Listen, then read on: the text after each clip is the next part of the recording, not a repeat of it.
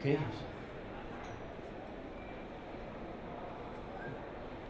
الجماهير بدأت تتوافد.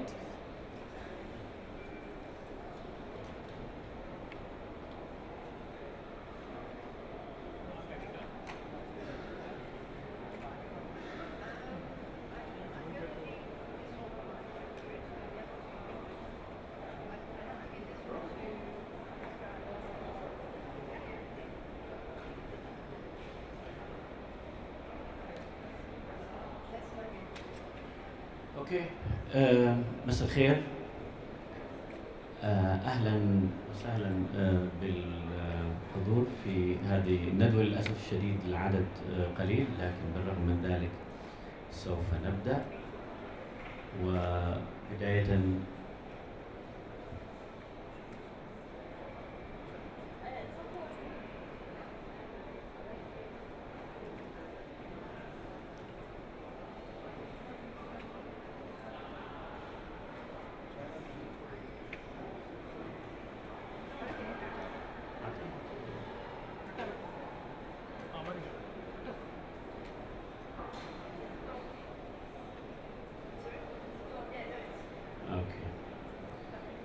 شكرا، وشكرا للحضور مرة أخرى، وشكرا لضيوفي الأعزاء جوليت مابي وشريف بكر.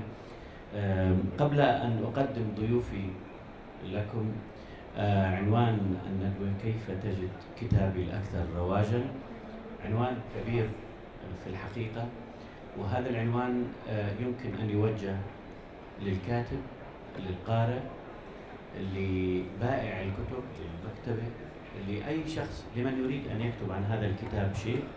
يعني هذا السؤال سؤال كبير، وهذا السؤال لا يتعلق بمسألة البيست سيلر أو في نوعية الكتاب، سواء كان للأطفال أو للناشئة أو للكبار في الفلسفة أو الأدب أو يعني في الشعر أو النثر. هذا الموضوع ينطبق على كل الأمور بشكل عام. ولدينا في العالم العربي حقيقة مشكلة في سوق الكتب هي فريدة من نوعها في كل أنحاء العالم.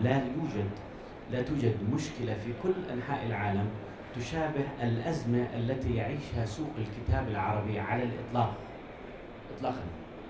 وهذه الأزمة تؤثر على الثقافة العربية، تؤثر على الوعي العربي، ولا يمكن مقارنتها بشيء آخر. ونحن بحاجة إلى حل ربما في كل بلد عربي على حدة. طبعا أكيد في حلول تشترك فيها اللغة، تشترك فيها جامعة الدول العربية يمكن، بس لكن جامعة الدول العربية لم تقدم حتى الآن أي مساهمة في هذا المجال. لذلك لدي خبراء في هذا الموضوع قادمين من مجال النشر والكتابة، ولديهم خبرة أيضا في سوق الكتاب العالمي. على الأقل أنا بعرف شريف يعرف في معرض فرانكفورت من المترددين والزائرين الدائمين لمعرض فرانكفورت. وأيضا كما قرأت عن جوليت، هي لديها الكثير من الخبرة والمعلومات في هذا الموضوع. وموضوع أشير له أيضا هنا بأنه هل تساعد الجوائز والإعلام العربي على ترويج الكتاب أم لا؟ هذه أسئلة يمكن أن نناقشها اليوم ونحاول الإجابة عليها. أنا يعني لست متفائلا جدا بأن نجد حلول، لكن على الأقل الموضوع يتطلب النقاش وطرح الأسئلة. أهلا وسهلا بكم. وقبل أن نبدأ يمكن أن تقدم أنفسكما للجمهور. تفضلي من فضلك قدم نفسك للجمهور بس، وبعد ذلك شريف. Hello, my name is Juliet Maybe. I'm the founder and publisher at One World Publications, which is an independent publisher based in UK, although we publish all over the English-speaking world. And we also sell rights in our books to publishers all over the world.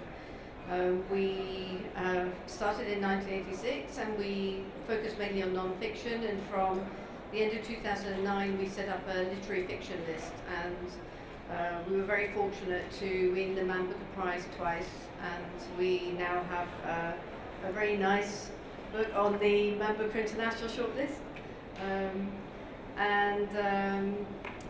We also have since set up a children's list and a crime list, so that is very much what I'm involved in. عربي ولا انجليزي بقى؟ عربي. طيب انا شريف بكر، العربي النشر والتوزيع، وفي نفس الوقت امين عام اتحاد الناشرين المصريين. زي ما قلت يا مصطفى انا بقالي بالظبط 10 سنين، السنه دي هتبقى 11 اللي بروح فيها لفرانكفورت، وكنت فالو من الفالوشيبس بتاعت الزماله بتاعت برنامج فرانكفورت في 2009، وسافرت العالم كتير في حتت كتيره، في ندوات ومعارض وبرامج ترويج لكتب. احنا كدار نشر عمرنا 43 سنه. عندنا من 2010 زي امبرنت كده، حته مخصوصه بنعمل فيها ادب مترجم. اشتغلنا فيها على دلوقتي اولموست 100 عنوان من 35 دوله، لغات مختلفه في الترجمه. عندنا بنشتغل مع كاتبه واحده عربيه وخدنا بيها جائزه معرض القاهره للكتاب، وبنفكر ممكن نتوسع في النشر باللغه العربيه، بس احنا كنا متخصصين اكتر في الترجمه عن لغات مختلفه او عن ثقافات مختلفه. لنبدا شريف عندك اذا سمحت. على سبيل المثال انا قارئ عربي ابحث عن كتاب، وهذا الكتاب ما بعرف وين صادر، عندي اسمه واسم الكاتب. كيف يمكن، وبمحض الصدفه هذا الكتاب صادر عندكم، لكن انا كقارئ ما بعرف كيف، واعيش في المانيا، كيف اجد هذا الكتاب وكيف يصل لي هذا الكتاب؟ كما لو قارنت هذا الامر مع الكتاب الذي يصلني من الولايات المتحده او الدنمارك او السويد او فنلندا خلال 3 أيام، كيف يمكن ان يصل الكتاب العربي باللغه العربيه من مصر بخلال 3 أيام ولا 5 أيام؟ هو الحقيقه انت جاي في الوقت المناسب تسال السؤال ده، لان المشكله دي بتتحل دلوقتي في السوق العربي. اولا احنا كاتحاد ناشرين عاملين داتابيز بنحاول نظبطها اكتر، بس عاملين داتابيز على الموقع بتاع الاتحاد نحاول نجمع فيها، بس احنا مش اهم حاجه. اهم حاجه يمكن الناس اللي بتشتغل بايديها. فانت عندك امازون اشترى سوق هنا في الامارات وجاهز للدخول للغه العربيه، فبالتالي هو بيعمل داتابيز بقى مظبوطه جدا، قاعده بيانات كامله بكل الميتا داتا اللي محتاجينها، بحيث تعرف تدور على الكتاب اللي انت حتى مش عارفه بتدور عليه. في كذا ويب سايت شغالين اوريدي على الحكايه دي، وشغالين ديليفري بيحلوا مشاكلهم. يعني متهيألي يمكن على السنه الجايه هتبقى تقدر فعلا تكون طلبت الكتاب اللي انت عايزه وجالك في خلال 5 أيام مش 3 أيام. ممتاز. عنواني في المانيا واضح ويصل الكتاب الى المانيا، لكن انا عنواني نفترض في الأردن لأني من الأردن أصلاً. وكيف يمكن لي أن يصل لي الكتاب إلى الأردن؟ يعني يجب أن أكتب بيت الحاج فلان الفلاني مقابل بقالة فلان الفلاني خلف صيدلية فلان الفلاني. كيف احنا عندنا يمكن عناوين في مصر بتبقى رابع بيت بعد العمدة، بتبقى عناوين كده، وارامكس اللي هي من الاردن بيعرفوا يوصلوا للحاجات دي. فانت العناوين ما تقلقش عنها خالص. وفي حل تاني شغال دلوقتي برضو باراليل او موازي للحل ده، حلين تانيين كمان. لو انت عاجبك الكتاب فعلا ومستعجل عليه جدا وعنوانك مش موجود او في مشكله، تقدر تنزله كتاب الكتروني بسهوله، تتصفحه على الموبايل او على التابلت او اللابتوب او whatever، وتقدر دلوقتي كمان تسمعه. اخبار ممتازه، يعني نحن بخير جوليت، العربيه بخير، بدات تقرا بكل شعوبها، النسخ متوفره بسهوله، خلال 5 أيام يصلني الكتاب في اي مكان في الاردن او في المانيا. هذا ممتاز. برايك هل هذه الشروط كافيه ليصل الكتاب الى القارئ او ليجد القارئ هذا الكتاب الجيد الذي يريده؟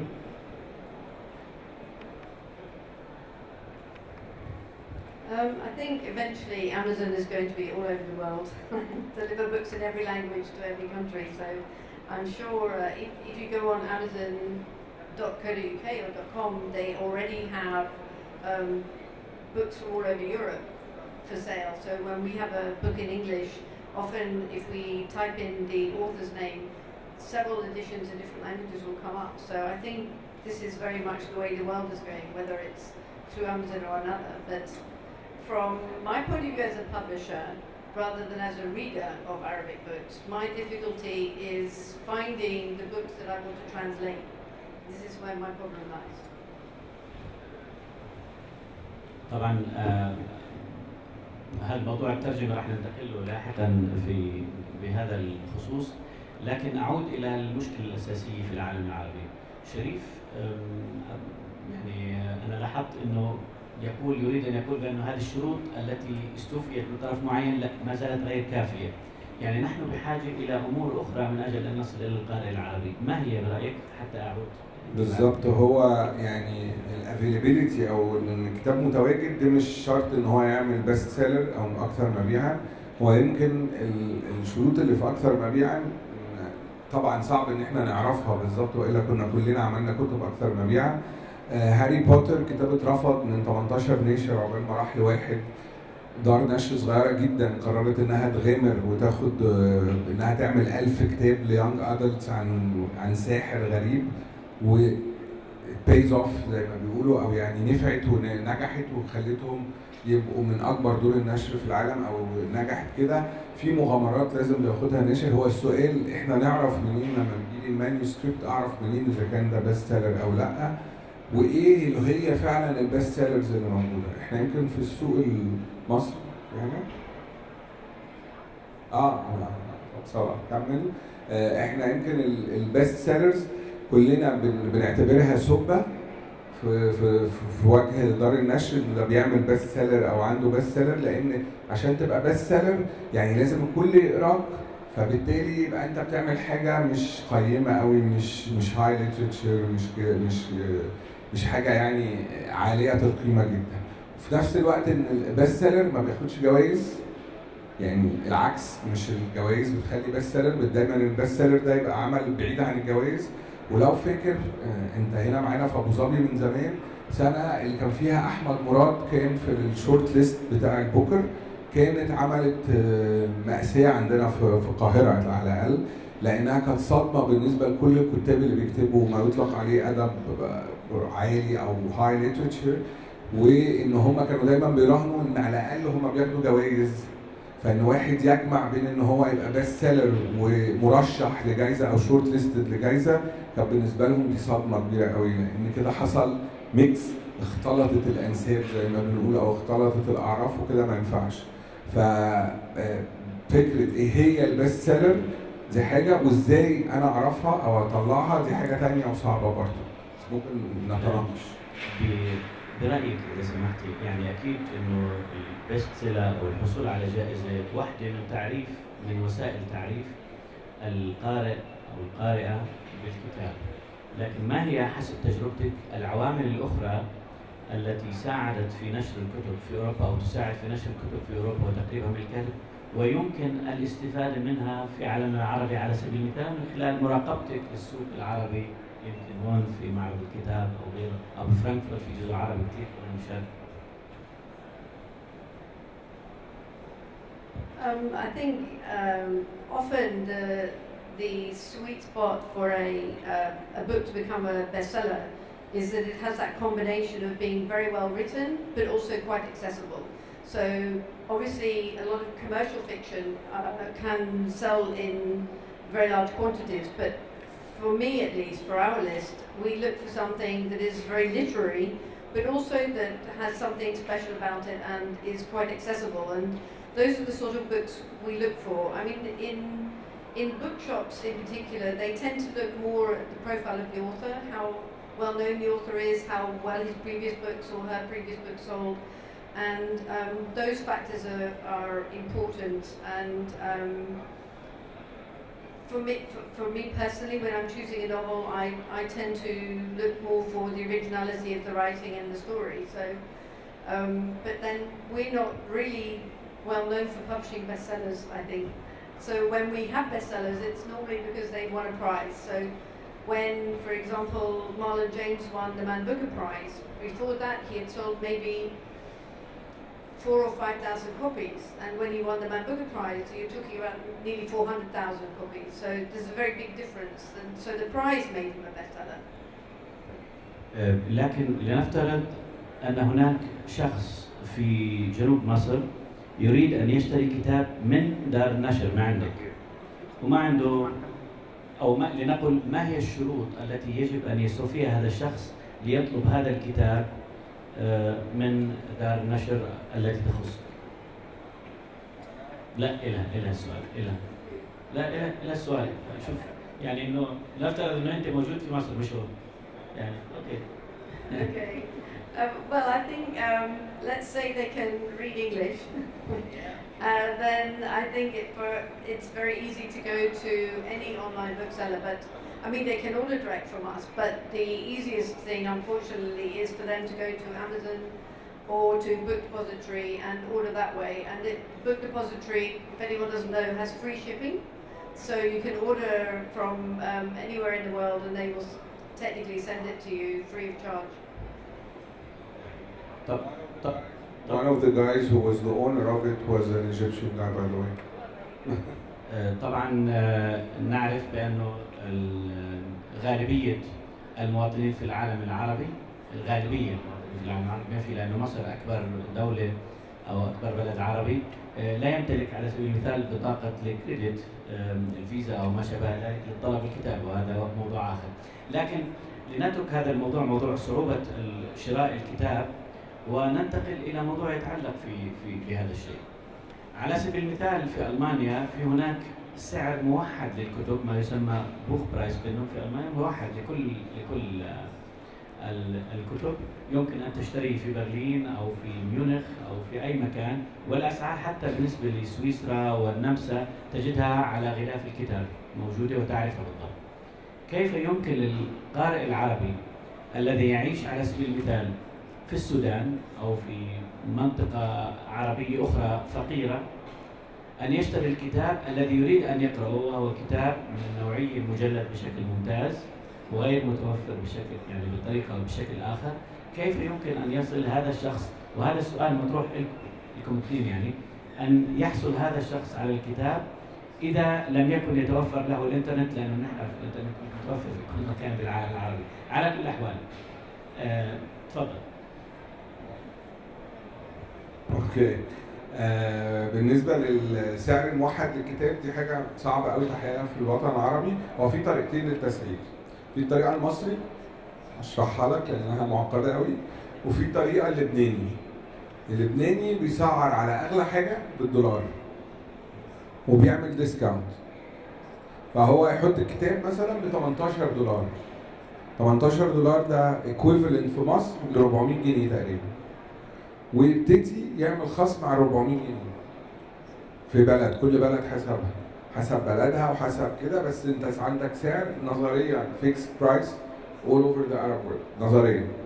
خليك بالنقطة هاي، كيف ترى تأثير هذه النقطة على ان تزوير الكتاب فورا الكتاب بيتزور في القاهرة فورا، لان انا ما اقدرش ادفع 400 جنيه في كتاب.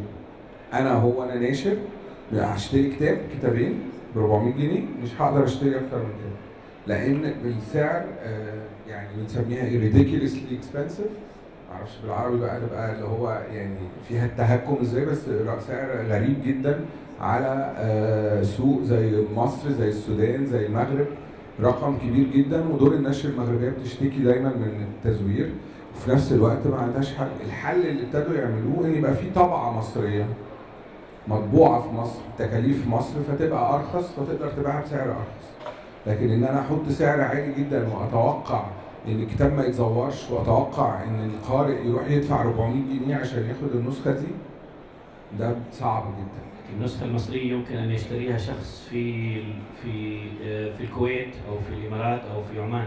امنع النسخة المصرية إنها تروح الكويت، ولو جه الكويتي مصر خلاص يبقى حلاله يعني يشتريها ساعتها وجاي دافع ثمن التذكرة. بس في نفس الوقت أنت ما تطلبش من واحد مصري بيبيع كتاب في مصر ب 50 جنيه يجي هنا في الإمارات يبيعه ب 50 جنيه. دي تبقى كام درهم؟ 5 درهم؟ 10 درهم؟ يبيعه ب 10 درهم؟ لا، هيبيعه ب 50 درهم. لأن هو جاي واخد طيارة واخد إقامة وحاجز جناح وعامل كل ده، فلازم الأمور تبقى فيها بالانس للعلاقة بين الدخل وسعر الكتاب.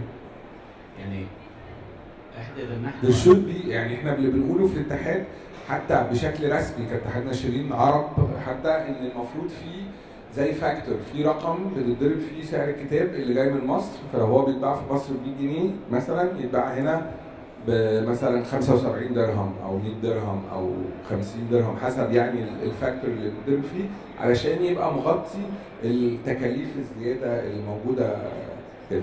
في اوروبا يمكن في فيكست برايس بس عندك فات، دي بتختلف من بلد للتانيه، ودايما من الحاجات اللي بنص عليها في عقود حتى شراء الحقوق مين اللي هيدفع الضرايب او كده، لان الضرايب في بلد غير بلد وما تحصلش من الاثنين، فانت بتحتاج موائمه بين السوقين دايما. طبعا في الاتحاد الاوروبي المشكله محلوله، ما في مشكله اطلاقا، لكن برجع لعندك اذا سمحتي. لنفترض انه بعتي الكتاب، كتاب معين بعد ما كان بيست سيلر واخذ جائزه لدار نشر في مصر، ودار النشر طبعا المصريه لا تستعرف الحقوق بالكم الهائل، وتطبع منه عدد سكان مصر حوالي ما بنعرف 90 مليون ولا 100 مليون، ما بنعرف يعني 100 مليون.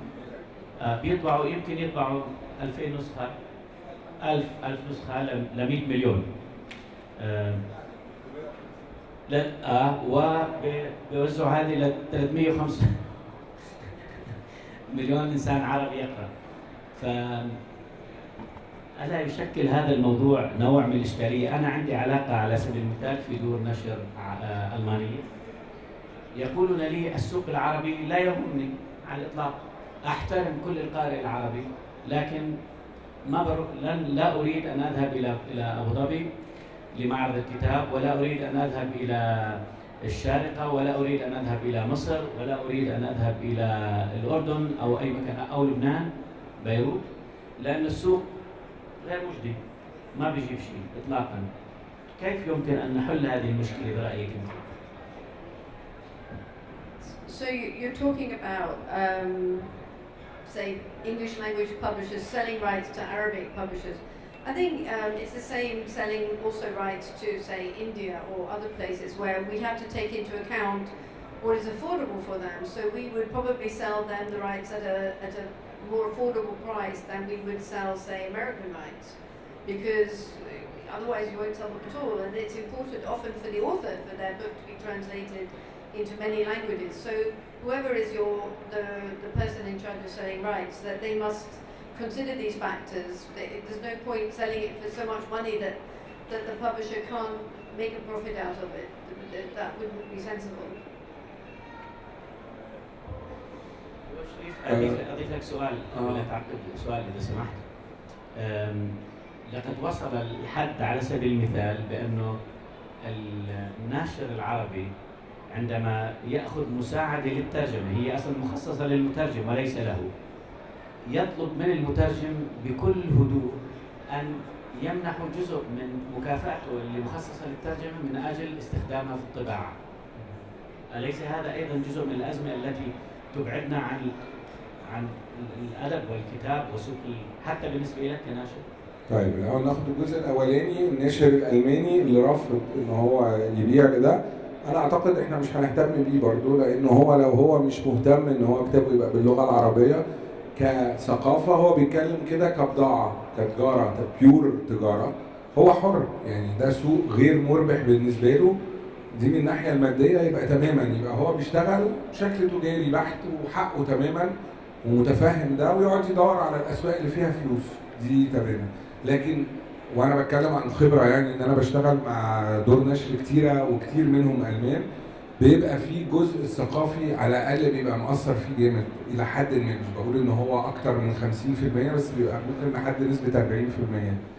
يمكن اللي انت بتقوله ده اكتر مع الايجنتس، هم الوكلاء الادبيين، هم لان هم دول بيعيشوا على العموله، فلو ما خدش عموله بتفرق معاه فعلا الفلوس، وبيبقى ساعتها لان هو بيجي هنا متحمل مصاريفه، هو اللي جايب نفسه الاكل والشرب يعني بيحسبها للدرجه دي، فده هتفرق معاه. لكن دار نشر انا ببساطه دور نشر كتير كمان بيت ابروتش هي اللي بتيجي تكلمني لفكره ان الكتاب مترجم 44 لغه ومش منهم اللغه العربيه، فانا ببساطه بقول لهم انت مش هتكسب، انت كسبت من ال 44 لغه، واكشلي هو اللي بيكسبوا منه 5-6 لغات اللي بتدفع.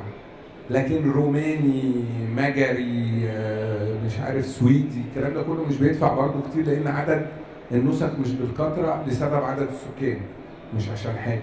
فانت في الاخر بتكسب ان انت دايما انا اقول للكاتب ان انت كتابك هيتقري من الناحيه الثانيه. المؤلف هيلاقي اسمه على كتاب، نقدر نستضيفه ممكن في معرض هنا او في القاهره او في حته هيقروه ناس وهيردوا عليه من بلد غريبه قوي. دي حاجه مهمه جدا للكاتب، وكتاب كتير بيبقوا بيتمنوا ان هم يتقروا، بيشكروني بشكل شخصي ان انت شكرا ان انت عرفتنا على قارئ مختلف باراء مختلفه، وخصوصا لو الترجمه كويسه والناس تفاعلت مع الكتاب. حته بقى الترجمه ومنح الترجمه، الحقيقه الحته دي بلاك هول شويه، يعني فيها كده حتت كتيره، لان هم بتوع المنح بيبقوا عارفين الامور بتمشي ازاي. لان هو كان الاول بيمنح منحه للكتاب ومنحه للبرودكشن. انت بتدي لدوله الكتاب، مش مثلا مش بنترجم دان براون فنقدر نقول ان الدنيا سهله والكتاب هيبيع وكده. في نوعيات كتب اللي بتبقى مطروحه في كتب فلسفيه صعبه، ترجمتها مش سهله، سوقها نيش ماركت جدا حتى في البلد اللي هي فيها. فنوعيه الكتاب ده صعب قوي ان هو يوصل انه يغطي تكاليفه من المبيعات، حتى تكاليف الطباعه او كده.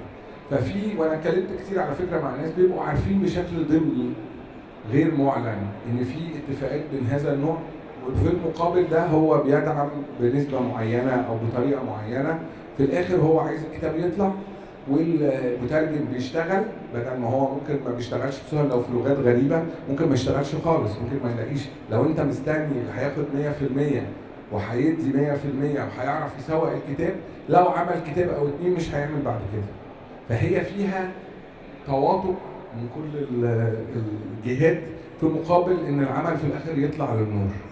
وانا شايف ان ده على اللونج ران بيفيد المترجم، مش صح يعني بالاثيكلي.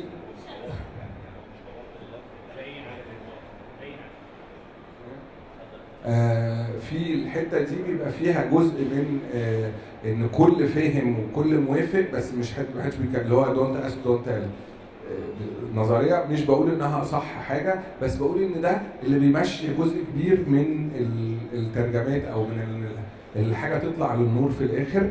والفيصل في ده انا شايف ما بعد ده، هل الكتاب باع، دخل طبعه ثانيه، دفع رويالتيز، ده اشتغل تاني ولا لا؟ انا عارف ان انت مترجم وهتاخد ناحيه الترجمه، ده كويس الكلام ده، بس انا بقول لك الموضوع بصراحه انا هنتقل لموضوع اخر غير الترجمه. الموضوع اخر تماما. هناك بعض الاراء تقول، وخصوصا مثلا رالف روتمان كتب كتاب كثير جميل بعنوان الموت في الربيع. يقول في هذا الكتاب رفض أن يعرض هذا الكتاب على أي جائزة أو يرشح لأي جائزة، لأنه كان يقول الجوائز يمكن أن تؤثر على نوعية الكتاب وعلى مبيع الكتاب، ولا تقنع القارئ، فقط يتم الترويج له من خلال الجوائز بأكثر أو أقل ترويجا، يمكن يأخذ الجائزة أو ما يأخذ الجائزة. أنا أريد أن أقدم هذا الكتاب للقارئ وأرفض أن يأخذ جائزة، أن يرشح لجائزة. وفعلا رفض أن ترشح دار نشر زركم كتابه لجوائز، وأنا متأكد لو رشح هذا الكتاب لأخذ جوائز كثيرة، ويمكن واحدة من أهم الجوائز من يشنر الجائزة الأهم في ألمانيا. ما رأيك، يعني مطروح لهذا كعنوان، أو ما رأيك في هذا الموضوع؟ كيف تؤثر الجائزة، أو هل أنت السؤال بصيغة أخرى، هل فعلا إنه التحفظ على الجوائز أمر مفيد؟ هل هذا صحيح؟ برأيك؟ I personally can't really see an advantage in not submitting books for awards. I think it helps make it helps create a wider audience for the book, which you would have thought if you're writing for an audience, then you want the widest possible audience. I don't think there are very many awards that degrade the value of a novel, so I can't really see why one wouldn't submit one. Certainly the publisher would be upset, because For them, it's a commercial and a literary accolade for the books that you publish to be recognised by award bodies and given that sort of recognition. So I find that a little strange. I mean, occasionally you hear people turn down the Nobel Prize or knighthoods in England, but usually it's because they disagree with a fundamental feature of that particular prize. I've never really heard of an author turning down the opportunity to be nominated for awards generally. It doesn't make much sense to me. أنا شايف إن هو اتشهر أكتر كده، هو كده ضمن نفسه إن هو بقى في الأخبار على طول، سواء خد أو ما خدش الجايزة. لو هو دخل يمكن ما ياخدش الجايزة زي ما بتقول، بس هو كده طلع في الأخبار، فده كاتب ذكي جدا. لكن فكرة الجوائز في الوطن العربي هي بتساعد فعلا على تعريف الناس بكتاب مش معروفين. يمكن مثلا أنا شخصيا أشهد لجائزة البوكر أو الجائزة اللي هي اللي بتعلن هنا، ما بقاش اسمها البوكر المفروض، بس يعني ان هي عرفتنا بكتير من الكتاب من الوطن العربي ما كناش هنعرفهم في مصر الا لما اسمائهم طلعت في الجائزه، وكتير منهم كانت ديبيو نوفل بتاعتهم، اول حاجه يكتبوها كمان، ما كانتش مثلا كاتب كبير وعاشر عمل، لا كانت اعمال اولانيه وكانت فيها طبعا الكويس وفيها اللي مش كويس، بس ده طبيعه اي جائزه. تماما كما قلت شريف، الكاتب رالف روتمان طبع في زوكم واصبح من الكتب البيست سيلر، الطبعه السابعه على ما اعتقد او اكثر طبع من الكتاب، هذا صحيح الكلام. بس يعني هذا واحد من الاراء المطروحه في ما يتعلق في الكتب. انتقل قبل ان يداهمنا الوقت الى الجمهور اذا كان في اي اسئله. ما بعرف اذا في عندكم ميكروفون ثاني هون. اوكي انا بعطيكم الميكروفون، ما مشكله بعد. Is there anyone else before I ask questions? Okay. Juliet, I would like to know how many titles of your production are rights that you are buying? Translations? I mean, if you take this year, for example, it's about 75% of our fiction list is in translation, but that's probably... So it's I think something like 16 of 21 titles are in translation in my new titles. We also published paperbacks from last year's fiction list. In our crime list, it's probably a little bit less. It's more like 40%, and for the children, it's probably about 50%. So generally, we publish a fairly high percentage of books in translation. And from which languages mostly? We now have, I think, something like 30 languages represented in our fiction list. So that's since 2009. So we still have plenty of languages we haven't yet found novels that we wish to publish in. So. And since the topic of this talk was about how do I find a bestseller, and for those titles that you translate, that you buy the translation rights, do you prefer to go directly, or do you prefer to get the information and also buy through agents? So we find the novels through a variety of ways.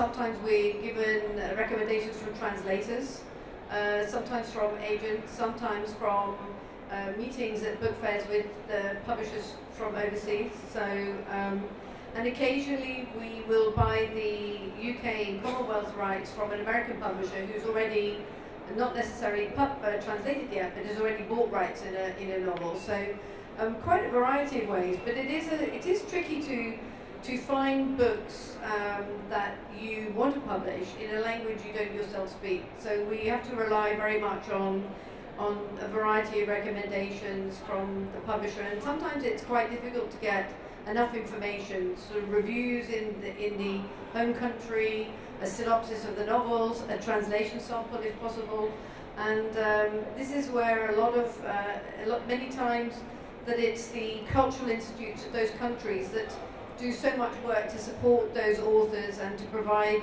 translation samples or to encourage us to visit the country and meet authors and that sort of thing. So it's an ongoing project. I would say it's time consuming, but it's something that we're very committed to.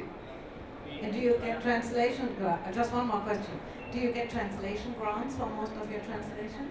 We certainly try to. It's not always easy, and some are more generous than others. So there are some countries like the Baltic countries, which were the market focus in London this year, who will provide 100% of the translation. But in some countries it's maybe 10% and sometimes with nothing. Thank you. مساء الخير. شريف، سؤالي ليك، انت واحد من اهم الناشرين تقريبا العرب في مجال الترجمه، وخضت تجارب كتير جدا في مجال ازاي ترجم اللغات المتعدده. هل في وصفه مجربه للكاتب والمؤلف العربي ان هو يطرح حقوق كتبه ومؤلفاته الى الترجمه للغات الاخرى زي الالمانيه او الانجليزيه؟ هل في وصفه سهله، يعني لو واحد مؤلف حاليا عنده مجموعه مؤلفات او حتى تعاقد مع مترجم او في مترجم تحمس لعمله، هل في وصفه مجربه لانتاج هذا العمل بلغات اخرى؟ الوصفه او الطريقه هي انك تبقى بشكل احترافي بروفيشنال، انك تلاقي حد ايجنت يقدر يمثلك ويقدر يعبر عنك في النقطه دي ويبقى متحمس للعمل. يمكن اكبر مشكله بنواجهها في الوطن العربي في الحته دي حاجتين: عدم توافر الشكل، يعني ناس كتيره بتبقى عايزه اعمالها تترجم وهي مثلا اعمال محليه ما ينفعش، في زيها كتير بره طلع قبلها، مش شايف السوق العالمي يبقى عايز ايه، وغير ان السوق العالمي ده بيتغير. تاني سبب ان مفيش حد بيقرا لغه عربي. يعني هي مثلا لسه كنا بنتكلم معاها، هي عندها بنتها اتعلمت عربي، فهي عايزه تفوكس بقى على الوطن العربي عشان عندها حد بيقرا عربي دلوقتي، وبالتالي ابتدت تشتغل على ده. لو ما عندهاش بنتها وهي مهتمه بالوطن العربي، مفيش حد يقدر يقرا، لازم يقرا العمل كله، لان هم مش بيقروا فصل ومش بيقروا حته، لازم يقرا العمل من كله ويتاكد اذا كان يصلح او لا. دول العقبتين الاساسيتين. انا بدي احكي عن شغله about translation. تعليق صغير هو اغلب المشاكل، يعني بحس انا لما بقرا الكتاب نفسه two versions, Arabic and English. Sometimes in Arabic it's gorgeous, okay? But when you read it in English, it's very bad. Or the language itself loses the taste of the art of writing, okay? Also the verses. Sometimes in English it's perfect, but when you translate it, also the same problem. So, as Mr. Sharif said, the translator should be professional. Not just a professional in translation, not just that, but also to make it like an art, not just a translation. يعني نحن دخلنا بموضوع آخر حقيقة بيتعلق بالترجمة محضة بشكل آخر، والترجمة المهنية وغير المهنية. الترجمة بشكل عام إذا لم تكتمل شروطها فهي غير ترجمة. يعني خلينا نقول صريحين، في كتير نصوص في السوق العربي، يعني شريف بيعرف والآخرين الموجودين بيعرفوا أكيد، لا تستحق القراءة ولا تستحق النشر على الإطلاق. ترجمات إلى اللغة العربية، هذا صحيح. لكن اليوم مش موضوعنا هذا، يعني للأسف الشديد مش موضوع يستحق كثير. في مؤتمر ترجمة عند كلمة بتناول هذا الموضوع ده. على أي حال، في أي سؤال آخر لأنه إحنا داهمنا الوقت؟ أي سؤال آخر؟ لا. I have a question for Juliet. When you receive a manuscript, can you sniff a bestseller? I wish. I think that there are certainly some manuscripts that when you read them, you think that they are perfect for your list, for your criteria. But sometimes creating a bestseller is as much about luck. It's several factors come together at the same time. If you take Harry Potter, Bloomsbury paid I think £2,000 to buy the rights for it. Everybody said that it wouldn't sell because magicians are out of fashion, but obviously the author had a very creative vision for several books and built a very strong series from them. I sometimes am convinced that something will be a bestseller, and Sometimes it's not quite the case. I published last year a very short novel called Fever Dream by Samantha Schweblin. It was translated from Argentinian Spanish, and in my opinion, it's a bestseller. But the sales have not supported my view, but I think one day, if you all read it, it will be a bestseller. I think it's fantastic. So it's my judgment to publish it, but it's not necessarily in my hands to make it a bestseller. شكرا جزيلا. للاسف دهمنا الوقت يعني. ممكن اقول حاجه اخيره بس، تعليق اخير؟ طيب الاول بالنسبه للنقطه بتاعتك، في نقطه تفتقدها الترجمه العربيه وهي التحرير، وده اللي ممكن يعمل بيست سيلر. يعني دان براون هيبقى بيست سيلر حتى لو ترجمه سيئه، بس عشان عمل مش دان براون يبقى بيست سيلر لازم يبقى فيه التحرير اللي هو فيها سلاسه النص وتقريبه الى اللغه العربيه، مش ان هو يبقى نص مترجم وتحس ان هو مترجم. بالنسبه لسؤالك، احنا عندنا خطه كده مش دايما بتنجح، بس احنا بنحط في الببلشنج بلان بتاعنا في خطه النشر 10% ريسك.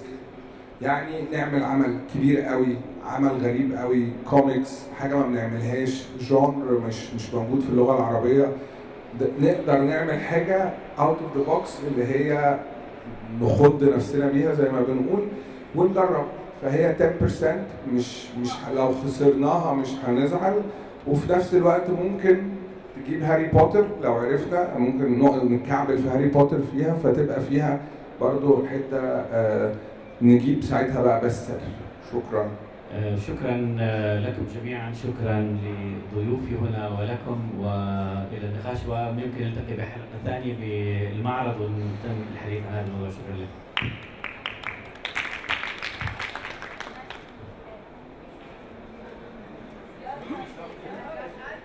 Hello, okay. I just wanted to say the next session here is going to be about Wattpad and how publishers can use Wattpad to connect to the millennium audience. How to do that successfully. Whether it will be Egyptian voices or Arab voices, we wanted to make it a bigger scope, so it's something that can represent the whole Arab world. Also, we're talking with the National Center of Translation in Egypt to give some kind of incentive for those who will translate. Maybe something like $1,000 or something, not much, because of course of the situation, just like an incentive if it's possible, but we have a lot of problems with bureaucracy. But we thought let's do first the brochure and we build on it so it can be available for everyone.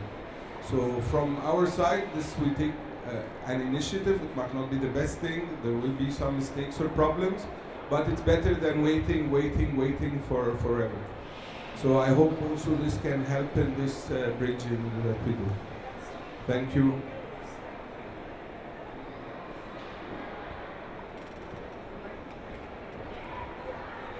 That's really wonderful news. I'm glad to hear this. Thank you for because I think, as you said, if you wait for it to happen, it may never happen. So you just go and do it yourself, and we'll be very happy to advise you to to help you as much as we can and to promote this. But is this going to be a website or only printed information? We will do part of the Egyptian publishers' website. Will be have this part where you can always update it. We're thinking of doing it first once a year, maybe twice, then London and Frankfurt if it's for later. But just to start the thing, because we can start with no budget actually, because we know people that they would come for free and everything. But to have something sustainable, we have to have a budget, and we just approved the budget in the last meeting for the Arab Publishers Association. Not a big one, but just we can kickstart the project. We have a full proposal for it, and how to measure the success of it and where to send it and who to get kind of sponsors, even names with us, stuff like that. So it's kind of a big project, but we want to start it small to have it as a successful one. Thank you. You have a question. Can we have the mic here? And if you could you introduce yourself? My name is Dr. Elias Khalifa from Elfrick Translation and Publishing. Our publishing house is recently established house in 2015. It's not really a question as much as just a point to be discussed as well. Mr. Bassam Shbaro mentioned that we don't have agencies. Because we were focusing only on translation, I went to several international book fairs, and then I noticed that yes, there is a need to have an agency here. I believe that in this time, I don't see the idea of an agency coming into reality because every publisher is busy and the people is not getting into the publishing industry. So what I've done was to take the rights of several other publishers who can't reach international platforms, and I want on their behalf to sell their rights. This is a single step, but yet I'm hoping that if I'm to get these books translating into any other language, other publishers would be aware of such a need and the importance of such a need. Because sometimes you can't just convince them, you need to just go ahead so that the rest would follow. This is number one. Number two, to have like an international scene of the Arab books or Arab publishing industry. I'm trying to push the associations here toward categorizing the books with the BIC. They just focus on the ISBN numbers. And this is more toward marketing the books and selling the books. But with the BICs, it's more for libraries. And when they will be visible at the international platform, I think other leading libraries and governmental bodies would recognize us as an international publishers. I think the main important issue is the lack of awareness of the importance of being an international publisher. Here the majority are focusing only at the local level. That's why we see that they're not visible internationally. You are giving lots of examples about international effort in translating the Arabic into different languages.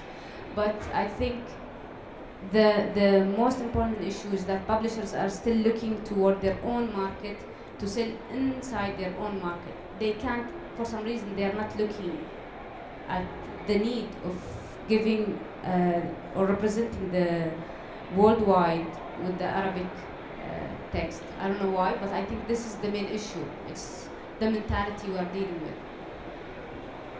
It's just a comment. Thank you very much. Thank you. Anyone else would like to comment or ask a question? Yes.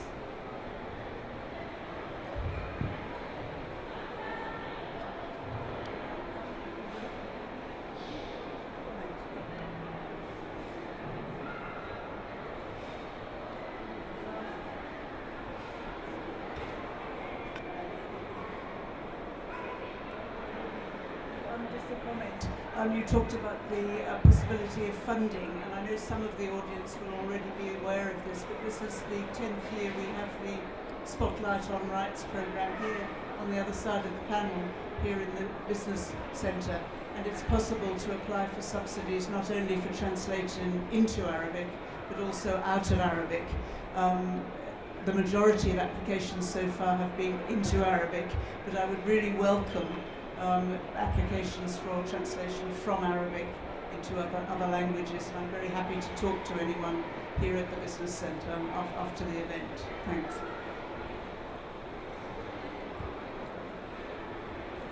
Anyone else? We have a translator here. Would you like to make a comment? Hartmut Pendrik is a very well-known translator of Arabic literature into German.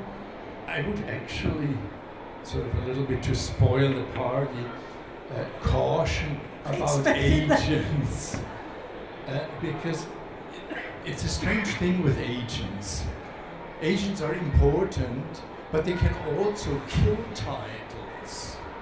Because I have my personal experiences when I started translating in the 80s, a long time ago, I would suggest to publishing houses titles, and they would be grateful and take the titles.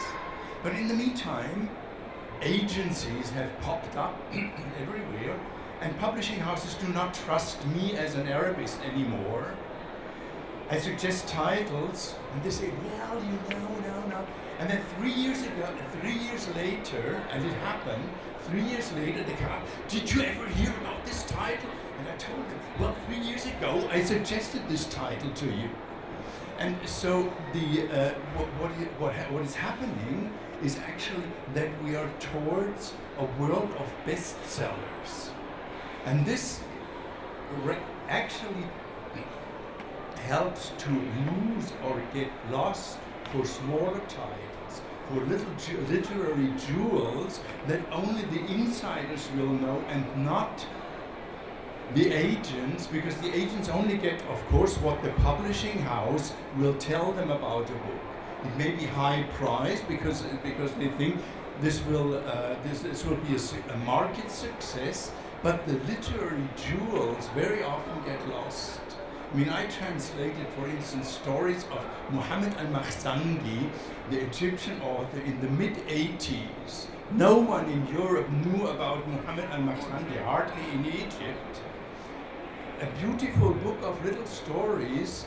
Today, no agent would dare suggest a book like this with little short stories to publishing houses, because certainly on the current book market, it would probably not be a success. One more remark about what Mrs. Baker said.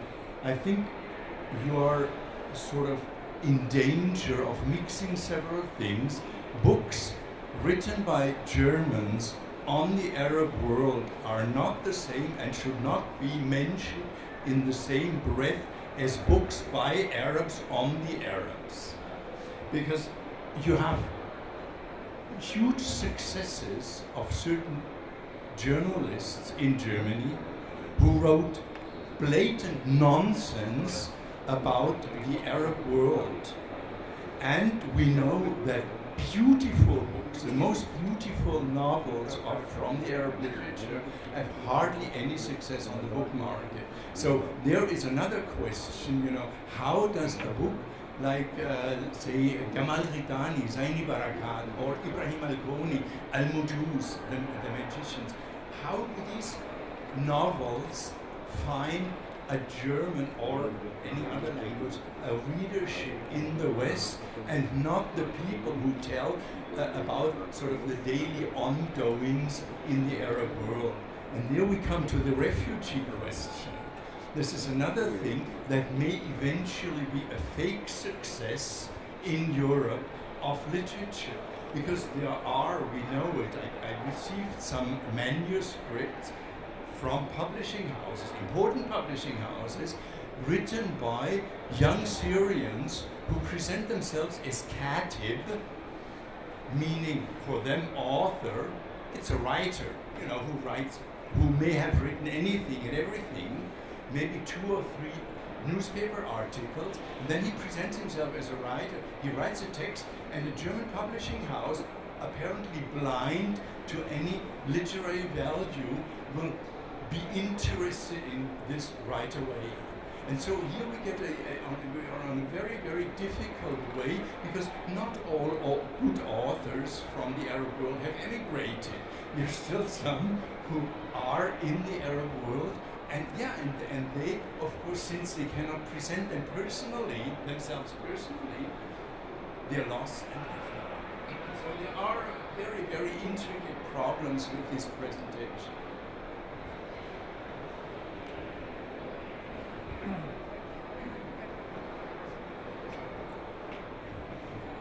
What you talk about is not unique to translated fiction. It's a problem with book selling generally, that reviewers and booksellers are more interested in the profile of the author than the content of the book itself.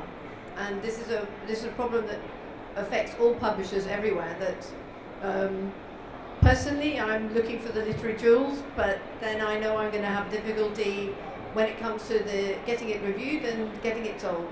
And I believe strongly that the reader is interested in the literary jewel. We have booksellers, excuse me if any of you are in the audience, we have booksellers that don't read. It's a big problem. We don't have the strong independent market that you have in Germany, that they have in America and Australia. In Britain, our independents tend to be very small. They're owner managed. Often one person works there. They don't have time to read. The big booksellers, excuse me anyone from Waterstones, don't read either. So it's a problem. So they don't choose the book because they love it the way they do in America. That they then hand sell it, they champion it, they push it into the hands of readers they know will love it. We don't have that in Britain. But I wish we did. It would be a wonderful world to live in. I think we have time for one more question or comment. Yes? Yes, hello. My name is Christoph Peters. I'm an author from Germany and two books translated into Arabic, and the third one is made, or it's supposed to be made by my friend Sharif. I think the first thing we have literature for is to understand each other better, but actually the problem, I guess, one of the things, really problematic things in Western reception of the Arab world is that we only are interested in Arab authors who criticize fundamentally the culture of the Arab world, and there is no one in Germany, or almost no one except few guys, who are really interested to understand the Arab and the Islamic culture better than we actually do. And so most books, I guess, we are looking to read and to get is the books by the fundamental opposition writers of the Islamic world that help us to keep our prejudices against the Arab and the Islamic world in general. And of course literature always has a critical view on society, but this critical view on the society it comes from should be also something that represents the culture itself and the different in the other countries. And there, I guess, actually from the expectations of Western readers, there is a problem that we need more communicating how the Arab or the Islamic world works itself as a structure with different society structures than the Western world have, and how we can understand this better, because we need dialogue, and we don't need to understand the Arab world as the world that has to be changed in our sense. It has to continue in its way, and it has to develop in its way, but it not necessarily has to become the same as we are in Europe. And I guess this is a bit of a problem. Mr. Fenrich also talked about that the agents sell the books for the international market, and they look for the critical voices, the very, very critical voices, and not for the voices that show us how the Arab world really works itself, or what are the structural problems in the world itself that are based on cultural differences. I just want to second that. It was very clear during the revolution that that was the time when people wanted to read about Egypt, but they wanted to read about the German journalist who lives in Egypt, who came for 2 weeks to write a book about the revolution, not from the voices of the Arabs there, and that's internationally. Just to second what he was saying. Thank you very much. We have to draw this to a close. I wish we had another half an hour, because this is a very interesting discussion, and maybe we can continue it.